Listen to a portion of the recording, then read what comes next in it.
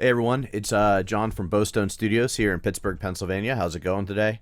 For this Microphone Monday, I wanted to talk about an older style microphone from the 1980s. This is an AKG D112. So it's our featured Microphone Monday microphone of the week, I guess you could say. This guy is a pretty cool microphone for what its purpose is. Its main purpose is to capture low frequency sounds. So think of kick drums, bass drums, the bass amps, those sorts of things are really the common uses for it. AKG built these microphones for stage and for studio, so they work well in both applications. They can take a large amount of volume, so they have about 160 dBs of sound can hit this microphone before it will clip, which is quite a substantial amount. Way more than, say, a typical condenser microphone would be able to handle. They're built really well. They're super solid. This one was built sometime in the 80s. Never had any issues with it. It's very robust, kind of metal and plastic and rubber. This one was never really used for live. It has always been studio used.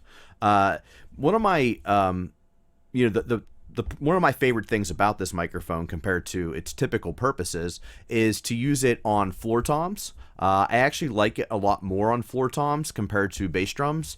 I find on a bass drum that while it has a presence boost in it, so it sounds like it has attack because there's more top end, it doesn't have a lot of punch.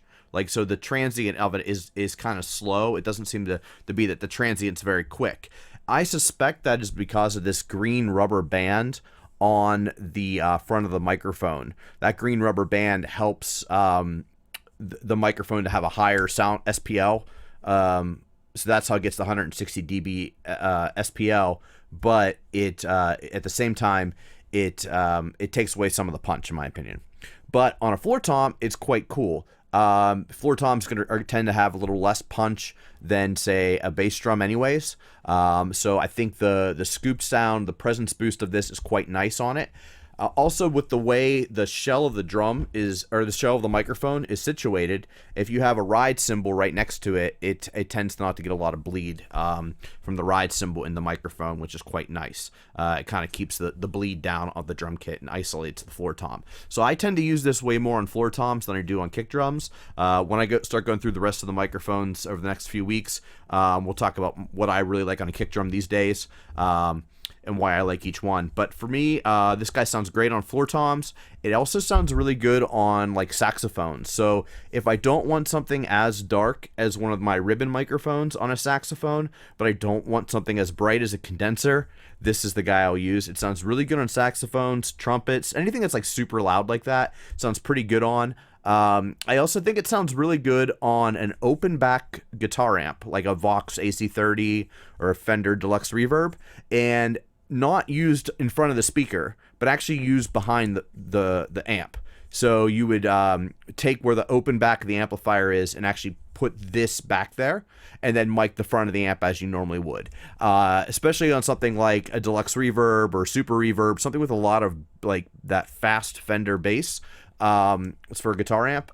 This guy can really capture that well. You put it in the back of the amplifier, you mic the front of the amplifier like normal, and then you reverse the phase on this microphone.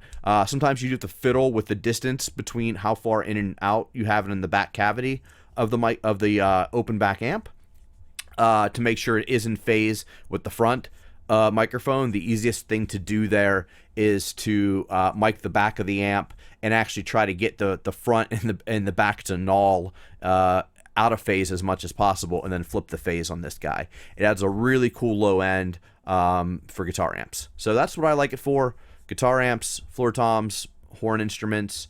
Don't see a lot of use on bass drum or bass amps for it, but that is what it was designed for, was the bass drum and the bass amp. So, all right, well, hey, it's Microphone Monday. Everyone have a good week. Cheers.